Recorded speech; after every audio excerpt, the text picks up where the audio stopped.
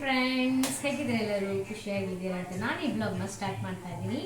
ಎಲ್ಲರಿಗೂ ಸಂತೋಷವಾದ ದಿನ ಆಗಲಿ. ಇವತ್ತು ಎಲ್ಲರೂ ಖುಷಿಯಾಗಿರಿ, ಹ್ಯಾಪಿಯಾಗಿರಿ.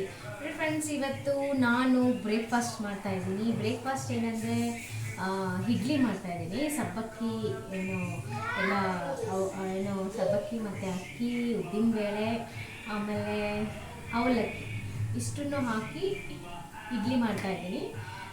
ಇಡ್ಲಿ ಆಲ್ಮೋಸ್ಟ್ ರೆಡಿ ಆಗಿದೆ. ಮತ್ತು ಅದಕ್ಕೆ ನಾನು ಕಾಯಿ ಚಟ್ನಿ ಮಾಡ್ಕೊಂಡಿದ್ದೀನಿ. ಕಾಯಿ ಚಟ್ನಿ ಯಾವ ರೀತಿ ಇರುತ್ತೆ ಅಂದರೆ ನೋಡಿ, ಸಿಂಪಲ್ ನೋಡಿ, ಎಷ್ಟು ಚೆನ್ನಾಗಿದೆ. ಕಾಯಿ ಚಟ್ನಿನ ಈ ಥರ ನೀರಾಗಿ ಮಾಡಿಕೊಂಡ್ರೆ ತುಂಬ ಚೆನ್ನಾಗಿರುತ್ತೆ. ಮತ್ತು ಇಡ್ಲಿಗೂ ಸೂಪರಾಗಿರುತ್ತೆ. ಮತ್ತು ತಿನ್ನೋರೆಲ್ಲ ತುಂಬ ಇಷ್ಟಪಟ್ಟು ತಿಂತಾರೆ. ಸೊ ಈ ರೀತಿ ಇರುತ್ತೆ. ಕಾಣಿಸುತ್ತೋ ಇಲ್ಲ ಗೊತ್ತಿಲ್ಲ ನೋಡಿ, ಈ ಥರ ಕಾಯಿ ಚಟ್ನಿ ಇರುತ್ತೆ. ಇದು ಕೆಂಪು ಮೆಣಸಿನ್ಕಾಯಿ ಹಾಕಿ ಕಾಯಿ ಚಟ್ನಿ ಮಾಡೋದು. ಇದ್ರ ರೆಸಿಪಿ ನಾನು ಅಪ್ಲೋಡ್ ಮಾಡ್ತೀನಿ ನನ್ನ ಅನಿತಾ ಪ್ರಭಾಕರ್ ಸ್ಪೆಷಲ್ ಕಿಚನಲ್ಲಿ. ನೀವು ಹೋಗಿ ನೋಡ್ಕೊಂಡು ಮಾಡ್ಕೊಳ್ಬೋದು. ಮತ್ತು ಇಡ್ಲಿ ಮೆಜರ್ಮೆಂಟ್ ಸಹ ಮತ್ತು ಇಡ್ಲಿ ಹೇಗೆ ಮಾಡೋದು ಅದೆಲ್ಲ ನಾನು ಅನಿತಾ ಪ್ರಭಾಕರ್ ಸ್ಪೆಷಲ್ ಕಿಚನಲ್ಲಿ ಅಪ್ಲೋಡ್ ಮಾಡ್ತೀನಿ. ನೀವು ಅಲ್ಲಿ ನೋಡಿಕೊಂಡು ಹೊಸದಾಗಿ ಇಡ್ಲಿ ಮಾಡೋದನ್ನ ಕಲಿತಾ ಇರೋರು ನೋಡ್ಕೊಂಡು ಮಾಡ್ಕೊಳ್ಳಿ, ಹೆಲ್ಪ್ ಆಗುತ್ತೆ ನಿಮಗೆಲ್ಲ. ನೋಡಿ, ಇವಾಗ ಆಲ್ಮೋಸ್ಟ್ ಇಡ್ಲಿನ ನಾವು ಜಾಸ್ತಿ ಹೊತ್ತು ಬೇಯಿಸೋದು ಬೇಡ. ಒಂದು 10 ನಿಮಿಷದಿಂದ 15 ನಿಮಿಷದ ಒಳಗಡೆ ನಾವು ಇಡ್ಲಿನ ಇಳಿಸ್ಕೋಬೇಕಾಗುತ್ತೆ. ಆವಾಗ ಅದರಲ್ಲಿ ಏನೋ ಡ್ರೈನೆಸ್ ಇರೋದಿಲ್ಲ. ಕರೆಕ್ಟಾಗಿ ಇಡ್ಲಿ ಸಾಫ್ಟಾಗಿ ಮಾಯ್ಶ್ಚರ್ ಆಗಿ ಏನೋ ರೆಡಿ ಆಗುತ್ತೆ ಇಡ್ಲಿ. ನೋಡಿ ಎಷ್ಟು ಪರ್ಫೆಕ್ಟಾಗಿ ಇಡ್ಲಿ ಆಗಿದೆ. ಸೊ ಇವಾಗ ನಾವು ನೋಡಿ, ನಾನು ಮುಟ್ತೀನಿ ನೋಡಿ, ನೋಡಿ ಎಷ್ಟು ಪರ್ಫೆಕ್ಟಾಗಿ ಇಡ್ಲಿ ಸಾಫ್ಟಾಗಿದೆ.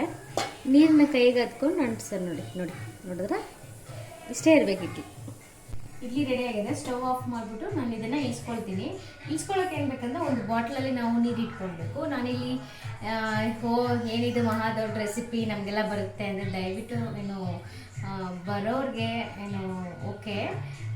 ಬಟ್ ಬರ್ದಿರೋ ಇರೋರು ಮತ್ತು ಹೊಸ್ದಾಗಿ ಕಲಿತಾ ಇರೋರು ಇರ್ತಾರೆ. ಮಕ್ಕಳು ಓದ್ಕೊಂಡಿರ್ತಾರೆ, ಅವ್ರಿಗೆ ಅಡುಗೆ ಮಾಡೋಕ್ಕೆ ಬರಲ್ಲ.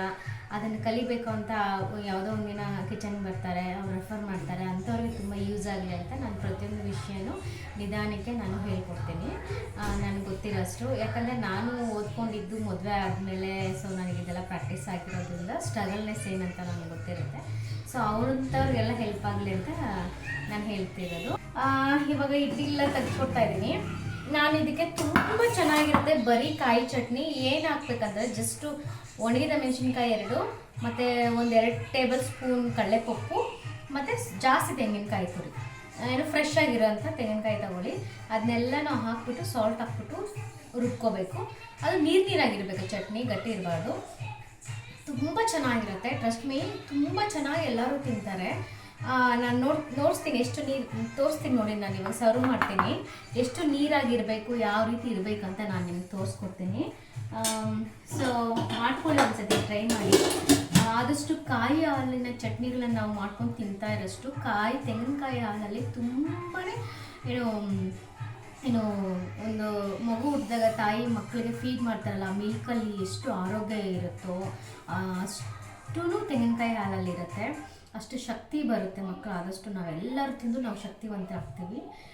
ಸೊ ತೆಂಗಿನಕಾಯಿ ಚಟ್ನಿಗಳನ್ನ ಮಾಡ್ಕೊಳ್ತಾ ಇರಿ. ಮತ್ತು ತೆಂಗಿನಕಾಯಿ ಹಾಲುಗಳನ್ನ ಮಾಡಿಕೊಂಡು ಮಕ್ಕಳಿಗೆ ಕೊಡಿ, ನೀವೆಲ್ಲರೂ ತಗೊಳ್ಳಿ ಅಂತ ನಾನು ಇದರಲ್ಲಿ ಹೇಳ್ತೀನಿ. ಮತ್ತು ಇದರಲ್ಲಿ ಹೆಲ್ತ್ ಟಿಪ್ ನಾನು ಏನು ಹೇಳ್ತೀನಿ ಅಂದರೆ, ಇವತ್ತು ಬಾದಾಮಿನ ನೈಟು ಸೋಪ್ ಮಾಡಿಬಿಡಿ. 1 ಇಡೀ ಬಾದಾಮಿ ತಗೊಳ್ಳಿ, ನೈಟು ಸೋಪ್ ಮಾಡಿಬಿಡಿ.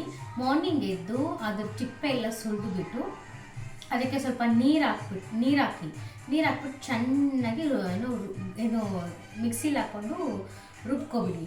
ನೀರಾಗಿ ಹಾಲನ್ನ ತಗೊಂಡ್ಬಿಟ್ಟು ಅದನ್ನು ನೀವು ಡೈರೆಕ್ಟಾಗಿ ಕನ್ಸ್ಯೂಮ್ ಮಾಡ್ಕೊಳ್ಳಿ. ಸೊ ಆವಾಗ ಏನಾಗುತ್ತೆ, ಬಾದಾಮಿ ಮಿಲ್ಕ್ ರೆಡಿ ಆಗುತ್ತೆ ಮನೆಯಲ್ಲೇ ಫ್ರೆಶ್ ಆಗಿ, ಯಾವುದೇ ರೀತಿ ಪ್ರಿಸರ್ವೇಟಿವ್ಸ್ ಇಲ್ದಿರ. ನಾನು ಒಂದ್ಸತಿ ವಿಡಿಯೋದಲ್ಲಿ ತೋರಿಸ್ತೀನಿ ನಿಮಗೆ ಯಾವ ರೀತಿ ಮಾಡ್ತೀನಿ ಅಂತ. ಅದನ್ನು ನಾವು ಕನ್ಸ್ಯೂಮ್ ಮಾಡಿಕೊಂಡ್ರೆ ಬೆಳಗ್ಗೆ ಹೊತ್ತು ಆ ಬಾದಾಮಿಯಲ್ಲಿರೋಂಥ ಎಲ್ಲ ಪೋಷಕಾಂಶಗಳು ನಮ್ಮ ದೇಹಕ್ಕೆ ಬರುತ್ತೆ. ಆ ಬಾದಾಮಿ ನಿಮಗೆ ಗೊತ್ತು, ಬೋನ್ ಸ್ಟ್ರಾಂಗ್ ಆಗುತ್ತೆ, ಮೆಮೊರಿ ಬ್ರೈನ್ಗೆ ತುಂಬ ಒಳ್ಳೆಯದು, ಕಣ್ಣಿಗೆ ಒಳ್ಳೆಯದು, ಮತ್ತು ನಮ್ಮ ಎಲ್ಲ ಆರೋಗ್ಯಕ್ಕೂ ತುಂಬ ಒಳ್ಳೆಯದು ಬಾದಾಮಿ. ಇದನ್ನು ಟ್ರೈ ಮಾಡಿ. ಓಕೆನಾ? ಇದನ್ನೆಲ್ಲ ನಾವು ಏನೇ ಮಾಡಬೇಕಂದ್ರೂ ನಮಗೆ ಮಾಡೋ ಆಸಕ್ತಿ ಇರಬೇಕು ಫಸ್ಟು. ಮತ್ತು ನಾವು ಟೈಮ್ ಕೊಡಬೇಕು. ಎಷ್ಟೇ ಬ್ಯುಸಿ ಇದ್ರೂ ಪರವಾಗಿಲ್ಲ, ನಾವೇನು ಮಾಡಬೇಕು, ನಮ್ಮ ಆರೋಗ್ಯ ಉಳಿಸ್ಕೊಳ್ಳೋಕ್ಕೆ ನಾವು ಟೈಮ್ ಕೊಟ್ಟಾಗ ಮಾತ್ರ ನಾವು ಇದೆಲ್ಲ ಮಾಡೋಕ್ಕಾಗೋದು. ಸೊ ಐ ಹೋಪ್ ನೀವೆಲ್ಲ ನಿಮ್ಮ ಆರೋಗ್ಯಕ್ಕೋಸ್ಕರ ಟೈಮ್ ಮಾಡ್ಕೊತೀರಾ, ರಿಸರ್ವ್ ಇರ್ತೀರಾ ಸ್ವಲ್ಪ ಟೈಮ್ನ, ಇದೆಲ್ಲ ಮಾಡ್ಕೊಳ್ತೀರಾ ಅಂತ ಹೇಳ್ತಾ ನಾನು ಈ ವಿಡಿಯೋನ ಇವತ್ತು ಕಂಟಿನ್ಯೂ ಮಾಡ್ತಾ ಇರ್ತೀನಿ. ಮಾಡಿರುವಂತಹ ಮೃದುವಾದ ಇಡ್ಲಿನ ತಟ್ಟೆಗೆ ಹಾಕ್ಕೊಳ್ತಾ ಇದ್ದೀನಿ. ತುಂಬ ಸಾಫ್ಟಾಗಿದೆ, ಬಿಸಿ ಬಿಸಿಯಾಗಿ ಇಡ್ಲಿ ಇದೆ, ಹೊಟ್ಟೆ ತುಂಬ ಹಸಿತಾ ಇದೆ. ಸೊ ಪ್ರಭಾ ಮಕ್ಕಳದೆಲ್ಲ ಊಟ ಆಗೋಗಿದೆ ಆಲ್ರೆಡಿ. ಸೊ ಇವಾಗ ನಾನು ಊಟ ಮಾಡ್ತಾಯಿದ್ದೀನಿ. ನೋಡಿ, ಈ ಥರ ಇಡ್ಲಿ ಎಲ್ಲ ನೀಟಾಗಿ ಜೋಡಿಸ್ಕೊಂಡು ಅದ್ರ ಮೇಲೆ ಮಾಡಿರೋಂಥ ರುಚಿಯಾದ ಕಾಯಿ ಚಟ್ನಿನ ಈ ಥರ ಹಾಕ್ಕೊಳ್ಬೇಕಾಗತ್ತೆ. ನೋಡಿ, ಈ ಥರ ವಾಟರ್ ಟೈಪ್ ಇರಬೇಕು ಚಟ್ನಿ. ಇಡ್ಲಿಲಿ ಚಟ್ನಿ ತುಂಬ ಎಲ್ಲ ನೀಟಾಗಿ ಸೇರುತ್ತೆ. ಆವಾಗ ಸಾಫ್ಟ್, ನೋಡಿ ಎಷ್ಟು ಚೆನ್ನಾಗಿ ಮುರಿದೋಯ್ತು ಸಾಫ್ಟಾಗಿ. ಈ ಥರ ಇಡ್ಲಿ ಮುರ್ಕೊಂಡು ಚಟ್ನಿನೆಲ್ಲ ಡಿಪ್ ಮಾಡಿ ಬಾಯಲ್ಲಿ ಇಟ್ಕೊಂಡ್ರೆ ಸಾಫ್ಟಾಗಿ ಬೆಣ್ಣೆ ಕರ್ಗೋದಂಗೆ ಕರ್ಗೋಗುತ್ತೆ. ಕಾಯಿ ಹಾಲು ಇಷ್ಟು ತೆಳ್ಳಗಿರಬೇಕು, ಈ ಥರ ನೀರಾಗಿರಬೇಕು. ಈ ಥರ ಹಿಂಗೆ ಹಚ್ಕೋಬೇಕು ಹಿಂಗೆ ನೋಡಿ.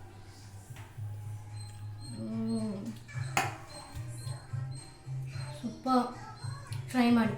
ಓಕೆ ಓಕೆ ಓಕೆ ಫ್ರೆಂಡ್ಸ್, ನಾನು ಇವಾಗ ಬ್ರೇಕ್ಫಾಸ್ಟ್ ಮಾಡ್ಕೊಳ್ತೀವಿ. ನಾನು ಬ್ರೇಕ್ಫಾಸ್ಟ್ ಮಾಡಿ ಆದಮೇಲೆ ನಿಮ್ಮ ಜೊತೆ ಮಾತಾಡ್ತೀನಿ. ಫ್ರೆಂಡ್ಸ್ ನೋಡಿ, ಇವಾಗ ನಮ್ದೆಲ್ಲರದು ಬ್ರೇಕ್ಫಾಸ್ಟ್ ಆಯಿತು. ನಿಮ್ಮದು ಬ್ರೇಕ್ಫಾಸ್ಟ್ ಆಗಿದೆ ಅಂತ ಅಂದ್ಕೊಳ್ತೀನಿ. ಸೊ ನಾನು ಬ್ರೇಕ್ಫಾಸ್ಟ್ ಇವತ್ತು ನೋಡಿದ್ರಲ್ಲ. ಇವಾಗ ಮಧ್ಯಾಹ್ನ ಲಂಚ್ಗೆ ನಾನು ಏನು ಪ್ರಿಪೇರ್ ಮಾಡ್ತಾ ಇದ್ದೀನಿ ಅಂದರೆ, ಇದೇನಿದು ದಂಟು ಸೊಪ್ಪಿನಲ್ಲಿ ಅವರೆಕಾಯಿ ಹಾಕಿ ಬಸ್ಸಾರು ಮಾಡೋಣ ಅಂದ್ಕೊಳ್ತಾ ಇದ್ದೀನಿ. ಮುದ್ದೆಗೆ ಅನ್ನಕ್ಕೆ ತುಂಬಾ ರುಚಿಯಾಗಿರುತ್ತೆ. ಮತ್ತು ಈ ಚಳಿಗಾಲದಲ್ಲಂತೂ ಅಂಥ ಊಟನೇ ನಮಗೆ ಬೇಕು ಅನಿಸೋದು. ಹಸಿಕಾಯಿಗಳದ್ದು ಅವರೆಕಾಯಿ ಹಾಕಿ ದಂಟು ಸೊಪ್ಪಲ್ಲಿ ಪಲ್ಯ ಮಾಡಿಕೊಂಡು ಮತ್ತು ಬಸ್ಸಾರು ಮಾಡ್ತಾಯಿದ್ದೀನಿ. ತುಂಬ ಚೆನ್ನಾಗಿರುತ್ತೆ ಮತ್ತು ಆರೋಗ್ಯಕ್ಕೂ ತುಂಬ ಒಳ್ಳೆಯದು. ದಂಟು ಸೊಪ್ಪಲ್ಲಿ ಕಬ್ಬಿಣ ಅಂಶ ತುಂಬ ಇರುತ್ತೆ ಮತ್ತು ನಾರಿನ ಅಂಶ ತುಂಬ ಇರೋದ್ರಿಂದ ನಮ್ಮ ಆರೋಗ್ಯಕ್ಕೆ ತುಂಬ ಒಳ್ಳೆಯದು. ಅದನ್ನು ಮಾಡಿಕೊಂಡು ಇವತ್ತು ನಾವು ತಿಂತೀವಿ. ಅದನ್ನು ನಾನು ನಿಮ್ಮ ಜೊತೆ ಶೇರ್ ಮಾಡ್ಕೊಳ್ತೀನಿ, ಯಾವ ರೀತಿ ನಾನು ಮಾಡ್ತೀನಿ ನನ್ನ ಸ್ಟೈಲಲ್ಲಿ ಅಂತ ಬಸ್ಸಾಂಬಾರನ್ನ. ಓಕೆ ಫ್ರೆಂಡ್ಸ್, ಇವಾಗ ಬ್ರೇಕ್ಫಾಸ್ಟ್ ಎಲ್ಲ ಮಾಡಿದಾಯ್ತಲ್ಲ. ಉಳ್ದಿರೋ ಹಿಟ್ಟಿದೆ ನೋಡಿ, ಇಲ್ಲಿ ನೋಡಿ ಹಸಿಟ್ಟು. ಇದನ್ನು ಫ್ರಿಜ್ಜಲ್ಲಿ ಇಟ್ಬಿಡ್ತೀನಿ. ಫ್ರಿಜ್ಜಲ್ಲಿ ಇಕ್ಕೋದ್ರಿಂದ ನಾನು ಈ ಇಡ್ಲಿ ರುಬ್ಕೊಂಡಿದ್ದೀನಲ್ಲ, ಅದಕ್ಕೆ ನಾನು ಸೋಡಾನೇ ನಾನು ಯಾವತ್ತೂ ಯೂಸ್ ಮಾಡಲ್ಲ. ನಮ್ಮ ಮನೇಲಿ ಸೋಡಾ ಇಲ್ದಿರೇ ನಾನು ಯಾವಾಗಲೂ ಇಡ್ಲಿ ದೋಸೆ ಮಾಡೋದು. ನೀವೇನಿಲ್ಲ, ಜಸ್ಟು ಸೋಡಾ ಹಾಕೋ ಬದಲು ಏನು ಮಾಡಿ ಗೊತ್ತಾ, ಕಲಸೋವಾಗ ಎಲ್ಲ ರುಬ್ಬಿದಾದ್ಮೇಲೆ ಉಪ್ಪು ನೀರೆಲ್ಲ ಹಾಕಿ ಕಲಿಸ್ತೀವಲ್ಲ, ತಿಕ್ನೆಸ್ನ ನೋಡ್ಕೊಂಡು ಹಿಟ್ಟು ರುಬ್ಬಿರೋ ಹಿಟ್ಟಿಗೆ ಕೈಯಲ್ಲಿ ಕಲಿಸ್ಕೊಡಿ. ಕೈಯಲ್ಲಿ ನೀಟಾಗಿ 3 ಮಿನಿಟ್ಸ್ ನಾವು ಕಲಿಸ್ತಾ ಇದ್ದರೆ ನೀಟಾಗಿ ಅದೇ ಉಕ್ಕು ಬಂದುಬಿಡುತ್ತೆ. ಎಷ್ಟೇ ಕೋಲ್ಡ್ ಇದ್ರೂ ಪರವಾಗಿಲ್ಲ. ನೋಡಿ, ಇವಾಗ ವೆದರ್ ಎಲ್ಲ ಕೋಲ್ಡು, ನಾನು ಸೋಡಾ ಹಾಕ್ತಿರೇ ಎಷ್ಟು ಚೆನ್ನಾಗಿ ಇಡ್ಲಿ ಮಾಡ್ಕೊಂಡಿದ್ದೀನಿ. ಕೈಯಲ್ಲಿ ಕಲಿಸ್ಕೊಡೋದ್ರಿಂದ ನೀಟಾಗಿ ಉಕ್ಕಿ ಬರುತ್ತೆ ರುಬ್ಬಿರೋಂಥ ಹಿಟ್ಟು ದೋಸೆ ಇಡ್ಲಿಕ್ಕೆ. ನೀವು ಈ ಟಿಪ್ಸ್ನ ಫಾಲೋ ಮಾಡಿ. ಇದೊಂದು ಟಿಪ್ಸ್ ನಂದು ಇವತ್ತು ನಿಮಗೆಲ್ಲರಿಗೂ. ಓಕೆ ಫ್ರೆಂಡ್ಸ್, ಇವಾಗ ಇದನ್ನು ಫ್ರಿಜ್ಜಲ್ಲಿ ಬಂದ್ಬಿಡ್ತೀನಿ. ಆಚೆನೂ ಇಟ್ಟು ಇದು ಹುಳಿ ಬರಲ್ಲ, ಯಾಕಂದರೆ ನಾನು ಮಿಗ್ಲಿದ ಅನ್ನ ಹಾಕಿಲ್ಲ. ಇದಕ್ಕೆ ನಾನು ಸಬ್ಬಕ್ಕಿ ಮತ್ತು ಹಾಕಿದ್ದೀನಿ, ಸಬ್ಬಕ್ಕಿ ಮತ್ತು ಅವಲಕ್ಕಿ ಹಾಕಿರೋದಲ್ವಾ. ಸೊ ಏನೂ ಆಗೋದಿಲ್ಲ, ಹುಳಿ ಬರೋದೇ ಇಲ್ಲ ಹಿಟ್ಟು. ನಾವು ಆರಾಮ್ಸೆ 2 ಡೇಸ್ ಇಟ್ಕೊಂಡು ತಿನ್ಬೋದು. ಬಟ್ ನಮ್ಮ ಮನೇಲಿ 1 ದಿನ 2 ದಿನ ಇರುತ್ತೆ ಅಷ್ಟೇ, ಅದಕ್ಕೆ ಮೇಲೆ ಇರೋದಿಲ್ಲ. ನಾನು ಇಡೋದು ಇಲ್ಲ ಫ್ರಿಜ್ಜಲ್ಲಿ ಅಷ್ಟು ದಿನ. ನೋಡೋಣ. ನನ್ನ ಮಗನಿಗಂತೂ ತುಂಬ ಇಷ್ಟ ಇಡ್ಲಿ. ಇಡೀ ದಿನ ಇಡ್ಲಿನೇ ತಿಂತಾನೆ. 3 ಟೈಮು ಬೇಕಾದರೆ ಇಡ್ಲಿ ಕೊಡಮ್ಮ ಅಂತ. ಅದಕ್ಕೆ ನಾನು ಮಾಡಿ ಇಟ್ಕೊಳ್ತೀನಿ. ಫ್ರಿಜ್ಜಲ್ಲಿ ಇಟ್ಬಿಡೋಣ. ಸೊ ನೆಕ್ಸ್ಟ್ ಏನು ಕೆಲಸ ಅಂತ ನೋಡೋಣ.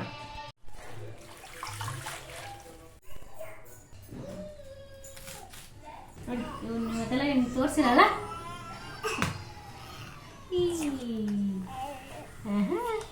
ಚಿಕ್ಕಗರಿ ಅಮ್ಮ ಕುಟ್ಟಿ ಇದು ಬಾಕಲ್ ತೆಗಿ, ಅಲ್ಲಿ ನೋಡು.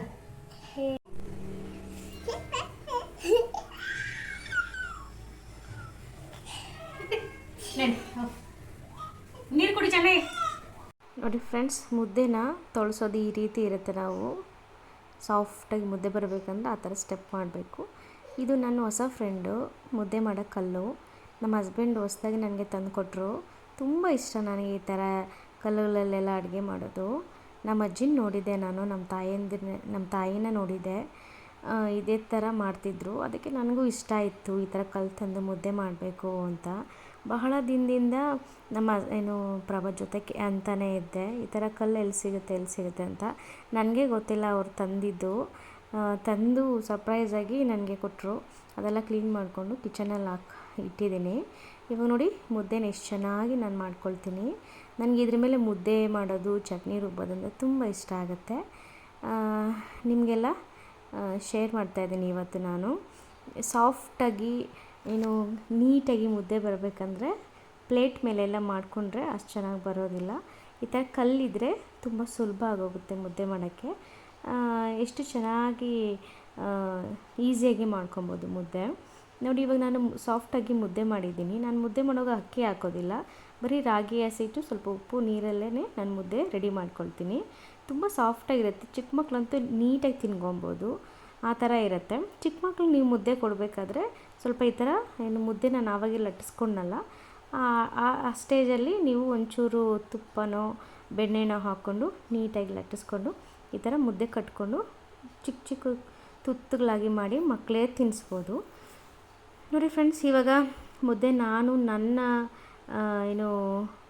ಸ್ಟೈಲಲ್ಲಿ ನಾನು ಹೇಗೆ ಮಾಡ್ಕೊಳ್ತೀನಿ ಅಂತ ನಿಮ್ಮ ಜೊತೆ ಶೇರ್ ಮಾಡ್ತೀನಿ.